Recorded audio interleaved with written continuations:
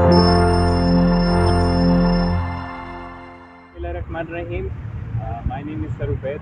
I'm teaching here as a math subject और मैं high classes को यहाँ पे डील करता हूँ। सारे जितने भी हैं 9th 10th हो गए, 8th क्लास हो गई। ये हमारे साथ है नसीबुल साहब और ये डील करते हैं मिडिल सेक्शन को फ्रॉम 6 to 7। और ये हमारे मीर साहब हैं, ये भी हमारे साथ जो है मैथ को भी डील करते हैं और फिज़िक्स को भी डील कर रहे हैं। आज बेसिकली जो हम लोग यहाँ पे वीडियो सेशन कर रहे हैं वो भी इस वजह से कर रहे हैं क्योंकि काफ़ी बच्चों के दिमाग में ये कंफ्यूजन है कि आजकल के दौर में स्टडी इतना अट्रैक्टिव नहीं पढ़ाया जा रहा। अब स्टडी को लेके बच्चों के दिमाग में जो कॉन्सेप्ट है उनको हम लोगों ने इस वीडियो के अंदर थोड़ा सा कंक्लूड करना है और बताना है कि बेसिकली मसला है क्या बच्चे के अंदर न्यूट्रिशन की कमी होती है, या बच्चे का कॉन्सेप्ट क्लियर नहीं होता है, या बच्चे को कहीं पे छोटा सा लैक मिल रहा है। तो आज हम लोगों ने यहाँ पे वो छोटी सी डिस्कशन करनी है ताकि पेरेंट्स को भी थोड़ा सा क्लू मिल जाए कि हमने कौन कौन सी चीज़ें जो अभी तक हमने अप्लाई नहीं की। तो स्टार्ट करते हैं फर्स्ट टॉपिक से कि हाउ टू मेमोराइज। अब मेमोराइज करने के लिए सबसे बेसिक चीज़ जो आप लोग के सामने आती है वो ये है कि बुक्स आपके पास होनी चाहिए और जितना बच्चा रीडिंग करेगा उतना सीखेगा। ऐसा ही है सर? बिल्कुल। हम ऐसे ही करते हैं, बच्चे को रीडिंग करवाते क्लास के अंदर, बच्चे को बोलते हैं कि पहले आप उसको रीड आउट करो। उसका जो फर्स्ट पेज है उससे क्या मिलता है आपको? कोर्स लर्निंग आउटकम मेरे नज़रिए के मुताबिक सबसे पहले जो स्टूडेंट को चैप्टर स्टार्ट करने से पहले उस चैप्टर को समराइज़ करना सिखाना चाहिए, जिसमें जो कोर्स लर्निंग आउटकम्स है सबसे पहले उसके बारे में बताना चाहिए। बात टीचर ऐसे जो डायरेक्ट जाकर एक्सरसाइज शुरू करवा देते हैं, ये नहीं, अमूमन ये नहीं होना चाहिए। सबसे पहले जो है उनको topic wise course learning outcomes objective उसका समझाया जाए, तब जाकर उसको जो है एक्सरसाइज स्टार्ट करें। बिल्कुल इसी तरह होना चाहिए कि वाकई में सर ये चीज़ है। हम लोगों ने टीचर्स को देखा हुआ है कि वो डायरेक्टली बोर्ड पे आते हैं और मार्कर निकाल के शुरू कर देते हैं और बच्चों को बोलते हैं कि बस खामोशी से बैठ के इस चीज़ को राइट करो, जबकि बच्चा उस चीज़ को इम्प्लीमेंट नहीं कर पाता है। तो हमारे पहले इन्वायरमेंट क्रिएट करना चाहिए, इन्वायरमेंट होना चाहिए। तो सर आप क्या कहते हैं कि बुक के अंदर जो सबसे पहली चीज़ तो बच्चे को रीड करना चाहिए बुक के अंदर? इसको रीडिंग के दौरान उसको तो पहले सबसे पहले जो हमने सवाल लिखे हैं उसको एक एक वर्ड का मतलब समझाए कि ये मांग क्या है। क्योंकि बात अभी भी मैं पढ़ा रहा था, अननोन वैल्यू को समझते नहीं। अननोन वैल्यू बोलता है वो 20 होता है, कोई चीज़ बोल रहा है, जैसे unknown value a b c d है, कोई भी अल्फ़ाबेट उठा लें वो अननोन वैल्यूज़ है। इसलिए कांस्टेंट क्या चीज़ है, कोफिशिएंट क्या चीज़ है, वो पावर क्या है, इन चीज़ों के ऊपर फोकस किया जाए। इसके बारीक से बिल्कुल तफसील के साथ सवाल को अच्छे तरीके से पहले समझाया जाए, बार बार उसको बच्चा भी रीड करे, फिर पता चले कि क्या हो रहा है। इसी तरह अब इस चीज़ को अगर हम लोग बच्चों पे इम्प्लीमेंट कर रहे हैं तो क्या लगता है बच्चा सिर्फ रीडिंग से ही ये कवर अप कर लेगा सारा का सारा? क्या 100% स्कोर देगा वो? क्योंकि काफ़ी बच्चे जो हैं वो इस चीज़ के ऊपर होते हैं, फोकस करते हैं कि जितना वो रीड करेगा उतनी जल्दी वो उसको सीख लेगा, याद करेगा, मेमोराइज करेगा, जबकि ऐसा होता नहीं है। हमारे साथ जो टीचर बैठे हैं ये भी वही चीज़ बार बार फेस करें क्योंकि बच्चा जो है वो जितना रीड करता है उसको उतना याद नहीं होता। वो एक्चुअली वो सिर्फ परफॉर्म कर रहा होता है कि उसकी प्रोनाउंसिएशन कैसी है। तो इस सिंपल एक प्रोनाउंसिएशन की वजह से जो है वो 100% रिजल्ट नहीं देगा। ऐसा ही है सर? तो हार्डली वो कितना उससे रीडिंग से सीख लेगा? अराउंड 5%। कि 5% जो है वो सिर्फ समझ रहा है कि ऐसा होगा, लेकिन एक्चुअली अब तक परफॉर्म हुआ नहीं, जिसकी वजह से वो 100% है। तो सेकंड स्टेप की तरफ अगर हम लोग आ जाते हैं जो है लेक्चर परफॉर्मिंग। जो टीचर एक ऑडियो विजुअल लेक्चर देता है जिसमें बच्चे को थ्रू एक ऑडियो की आवाज़ के ज़रिए कंपाइल करता है कि आपने क्या क्या स्टेप परफॉर्म करने हैं। तो क्या सर आपको लगता है कि वो बोलने से ही बच्चे 100% अभी पर रिजल्ट दे देगा आपको? नहीं, एवरी स्टेप उसको कर सॉल्व कर स्लो समझाए, बेशक एक एक स्टेप को समझाए कैसे हुआ, साथ साथ बच्चों को भी इन्वॉल्व करे कि आपने ये करना है, ये कैसे आया, क्या चीज़ है, मैंने क्या किया, क्या मैंने तो आप भी आकर आपने कहावत सुनी है कि एक दिन में कोई मुल्ला नहीं बनता। तो इसी तरह एक दिन में लेक्चर स्टूडेंट के पूरे 100% जो है वो माइंड में नहीं बैठ सकता। एटलीस्ट कम से कम 45-50 जो है वो सीख जाए। कम से कम उसको आधा लेक्चर भी समझ आ रहा है ड्यूरिंग क्लास जो है, ये उसके लिए इनफ। तो इसका मतलब कि ये सिर्फ शॉर्ट टर्म मेमोरी के लिए काम करता है। तो यहाँ से भी हमें यही चीज़ मिल रही है रिजल्ट के, अगर आप रीडिंग के ऊपर फोकस करेंगे तो वहाँ से भी आपको 100% रिजल्ट नहीं मिल रहा। अगर आप बच्चे के सामने टीचर को भी स्टैंड कर देते हैं और टीचर उसको फुल फोर्स से भी पढ़ा दे तो तब भी वो 100% बच्चा रिजल्ट नहीं दे पाएगा। इसका मतलब कि जो रीडिंग थी और जो उसके बाद विजुअल है, दोनों को मिलाने के बावजूद भी अराउंड ये 45% तक ही काम कर रहा है। तो अब ये 45% का अगला स्टेप क्या होगा जिससे बच्चा बहुत जल्दी सीख जाए? देखिए टीचर को जो है हर दिन जो है इनपुट तो टीचर देता है, लेकिन हर दिन जो है प्रीवियस लेक्चर का उसका आउटपुट लेना बहुत जरूरी है। आउटपुट लेना बहुत सही है।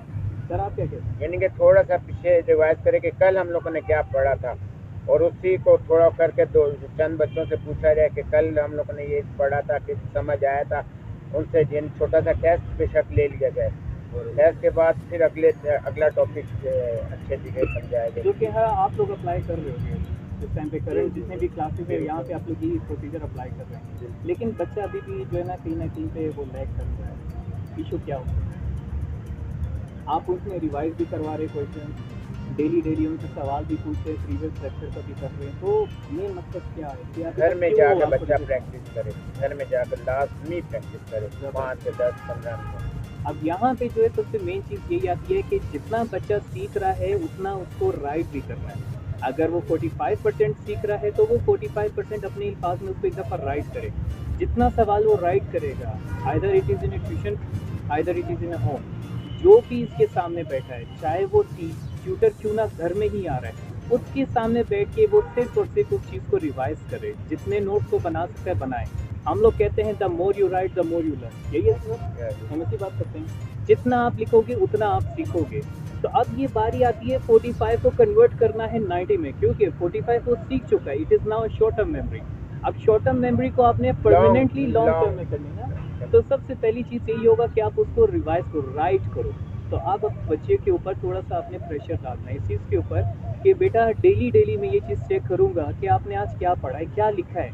सिर्फ 5 मिनट्स अगर पेरेंट घर में इस चीज़ के ऊपर दे दे, तो इससे आप पाबंद किसको कर रहे हैं? पहले आप टीचर को पाबंद कर रहे हैं, क्या उसने उसको काम करवाया है कि नहीं करवाया।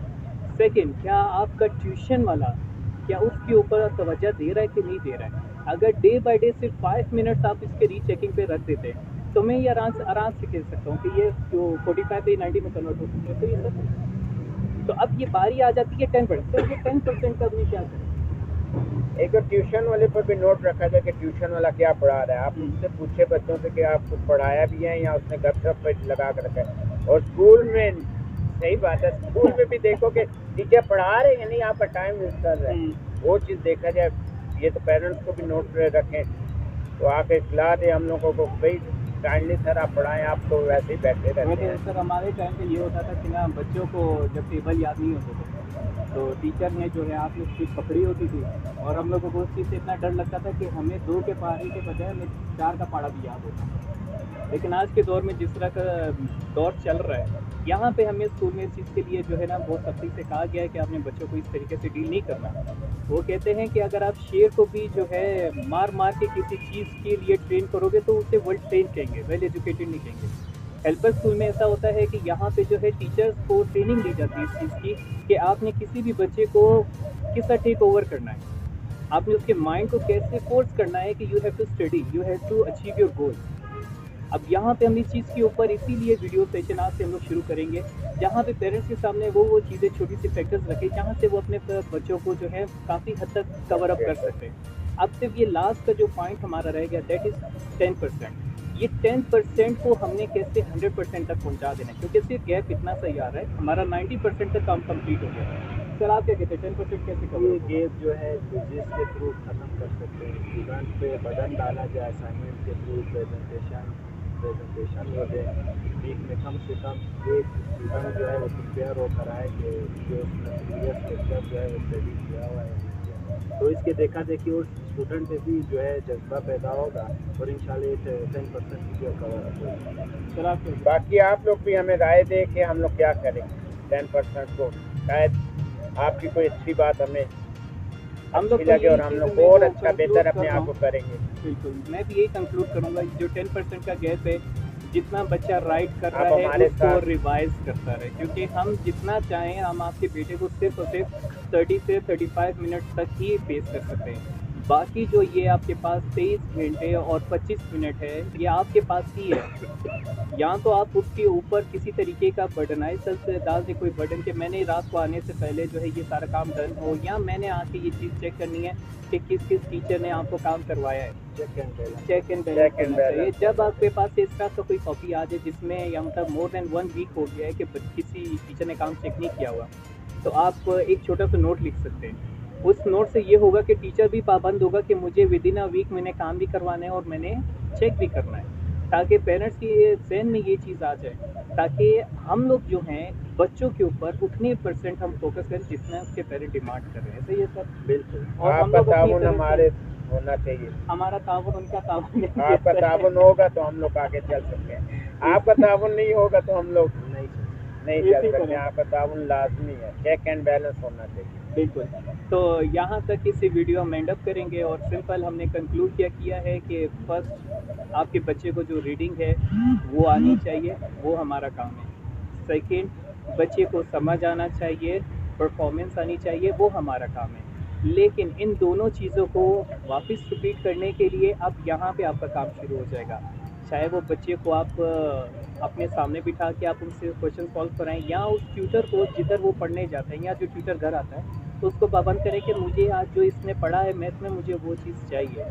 और लास्ट में जो 10% है वो आपके पास तभी आएगा जब आप बच्चे को बार बार मजबूर करेंगे कि मैंने जो आपसे कहा था कि लिखना है आज मुझे आप वो करके दिखाओगे, परफॉर्म करके दिखाओगे डेली बेसिस पे, तो डेफिनेटली आपका बच्चा जो है मैथ में अच्छे स्कोर लेके आएगा। तो सर लास्ट में पॉइंट कहना चाहता हूँ कि स्टूडेंट को जो है रेगुलर भी होना रेगुलर तो लास्ट का पॉइंट रेगुलर जो है मिस ना हो, क्योंकि ज़्यादा मोस्टली जो है हायर क्लासेस में बच्चे जो है वो छुट्टियाँ कर लेते हैं, जिसकी वजह से एक छोटा सा गैप आ जाता है। तो नेक्स्ट वीडियो इंशाल्लाह इसी चीज़ से हम लोग करेंगे कि बच्चों को रेगुलर करने के लिए हमें क्या क्या चीज़ें करनी चाहिए। एक ये हो जाएगा, और दूसरा कि अगर बच्चा किसी और सब्जेक्ट का भी है मैथ के अलावा, तो उसकी लर्निंग आउटकम्स को कैसे हमें स्ट्रॉन्ग करना है, ताकि हम इस वीडियो से पेरेंट्स को भी थोड़ा सा हम लोग अवेयरनेस दें कि एक्चुअली वो डिमांड क्या करना चाहते हैं। जब ये खुल की चीज़ें सामने आएंगी तो हर कोई चीज़ जो है क्लियर हो जाएगा, ताकि टीचर को भी समझने में आसानी और पेरेंट्स को भी समझने में आसानी। तो यहाँ का सेशन हम यहीं पे एंड करते हैं। टेक केयर, अल्लाह।